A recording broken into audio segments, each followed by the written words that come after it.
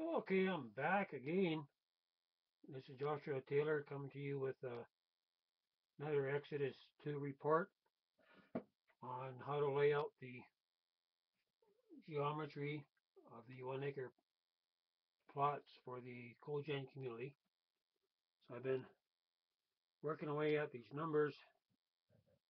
So I actually designed a couple of charts that'll go together to be the roadmap of this isometric geometric survey. You need more than just a set of numbers to go by. You need to know how those numbers go together to form the coordinates. So this cam, I put it on I'm using a yardstick for a boom, and I think it's going to work. All right, let's go to the left module here, up here. So we have, this is the size orientation. So we know that this here represents 1/9 of an acre, or 4,840 square feet. All right. So this is 6. This is matched up to the 6 on the grid here on the center part. So this is 6 dash A. This is, hang on here, 6 3. I have to go back at my paperwork. Just give me a minute. 6 dash 3. So you can actually see the 3 up here, which is the green, and don't mind this. So 6 dash 3, and if you go over to here, the 3 represents 1/54th of an acre, or 806.6 square feet. And so if you go one more in, 6 dash 3D, so we got 6 dash 3D, and how you get your D is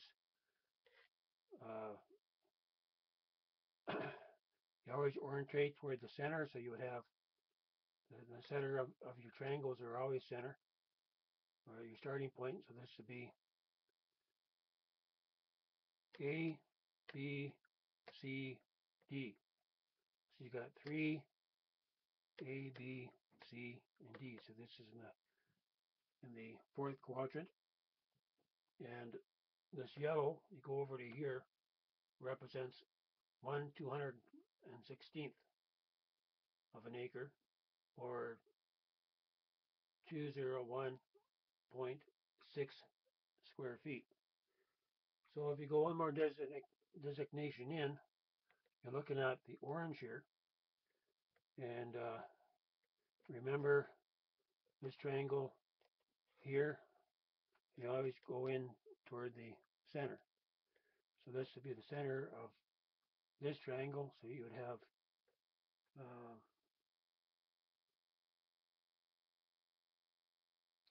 how did I do this? Okay, this is capital D, so this would be small d, so it'd be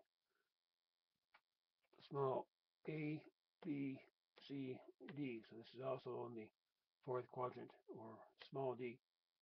If you go over to here, this represents 1/864th of an acre, or approximately 50.4 square feet. So you're getting down there, okay? And so you know you got a little more than standing area here. If you want to bring it in one more quadrant, you go to the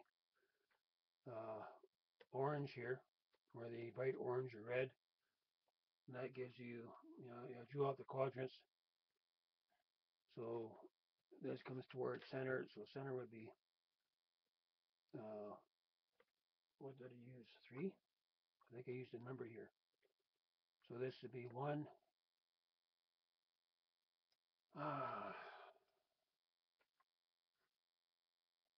It's a work in progress.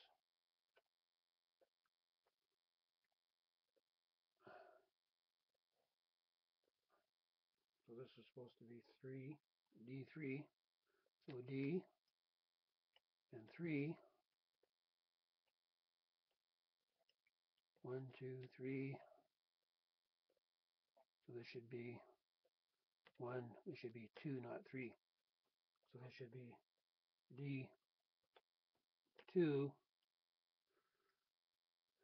And so the 2 would be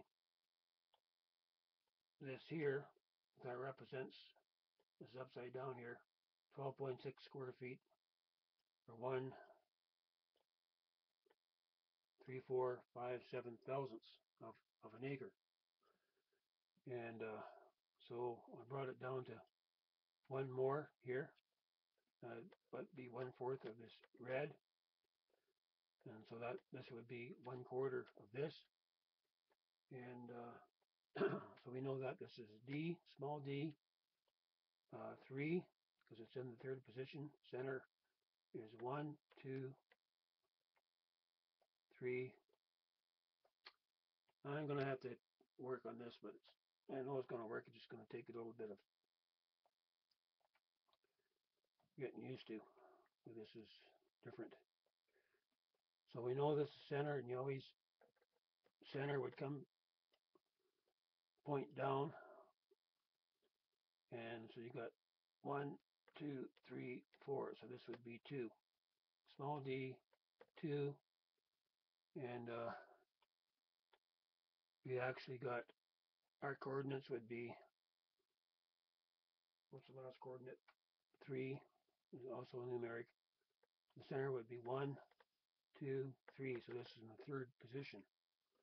And so that 3rd position, a quarter of this red here would represent 3.1 square feet. So it's just 3 square feet. See, if you took a 3-foot ruler, put 3 together to form a triangle, that's what you would get, right down to that size, something that you could stand in. And there's one more designation, and that's a dot. And there's a dot in that far corner there, and that would represent the center of this 3.1 square foot triangle. So this is a work in progress, but it allows you to designate, well, the designation on this triangle there actually goes below 1 square foot to approximately 0.78 of a square foot. So using this 6 grid reference, you got 6-3D-D3-3 dot. So that's 1, 2, 3, 4, 5, 6, actually 7 reference points if you include the dot. You probably wouldn't use it because your main designations would be finding the hex. So that this hex is here, 6. You're going to find 1/6 of the hex, which this designation would be 3. And then you want to find 1/4 of this triangle, D. So 6, 3, 6-3, D, and dash D. So you're getting pretty tight. You're down to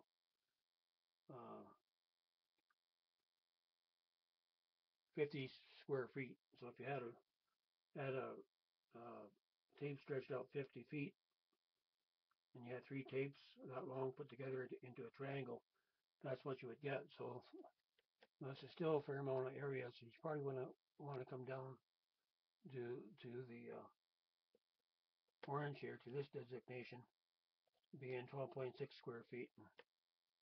And you could actually put a dot in the center of this one here, because you're already down to 12.6 square feet. Each side is 12.6 feet, and a dot in the center would give you your, where your treasure is buried. And so this is work in practice here. You just have to fine tune it by using this grid here. You could bury a pen on this property, where you could take, you could take this cup here, this Tim Hortons cup here, fill it full of gold, and you could bury it anywhere on this property, and you could find it. All you have to know is know how to read this map.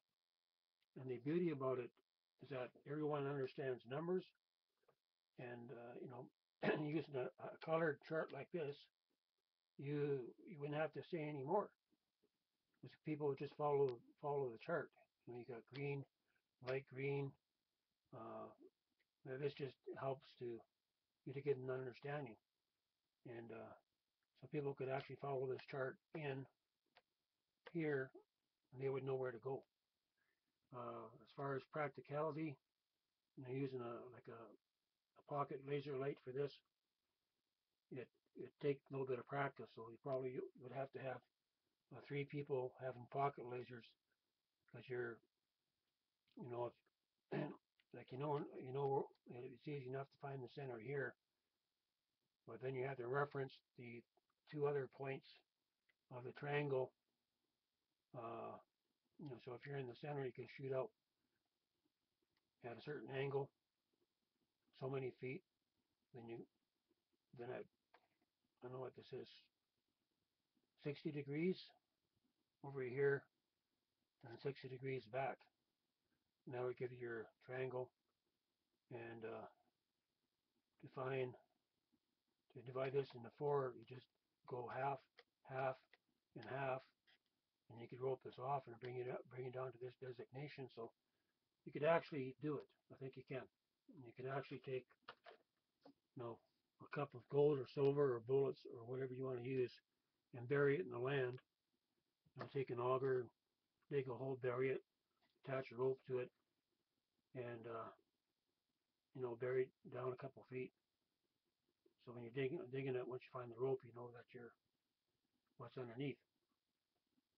So it's going to take a little bit of practice, and this will be in the book. Once the book comes out, this will be fine-tuned.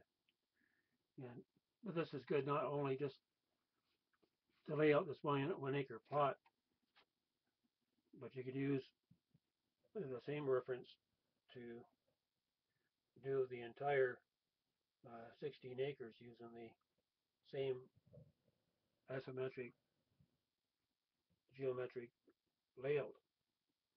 And I don't know if this has even been designed yet. Maybe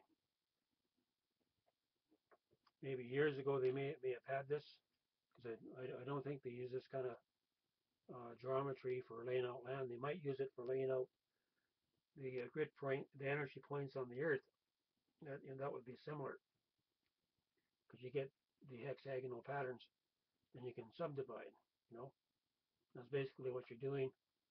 Your hexagonal is your main shape, and you're subdividing into smaller and smaller triangles, and you always go from the left to the right or in a clockwise position. So I could give this to someone that doesn't even know English, and they'll be able to figure it out just from the colors and the shapes. Okay, I don't want to get too long-winded here, and I'd like some feedback on this. I know it's a little bit complicated because it's not conventional. A conventional survey just wouldn't go for laying out these geometric, the 16 acre hexagonal piece of property here. You have to use triangles. And let's see. Okay, this is Joshua Taylor coming to you on this January the 10th already. It's Saturday, Sabbath day, and 2015, getting out to you guys. Get back to me. I'm looking forward to your comments.